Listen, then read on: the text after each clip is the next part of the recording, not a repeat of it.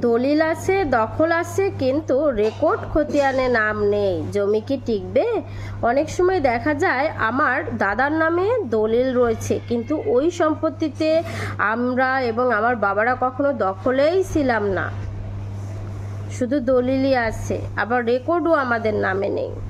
তাহলেও কিন্তু ওই জমিটা আপনারা উদ্ধার করতেই পারবেন রেকর্ড সংশোধনের মামলা দায়েরের মাধ্যমে এবং দখল উদ্ধারের মামলা দায়েরের মাধ্যমে।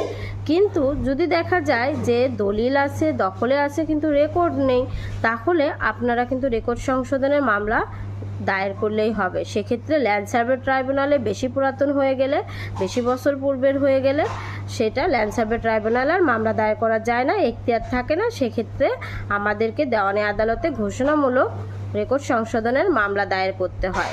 এক্ষেত্রে কিন্তু এক একটা ঘোষণার জন্য 300 টাকা কোর্ট ফি এবং সাথে দখল চাইলে অ্যাড ভ্যালোরাম কোর্ট ফি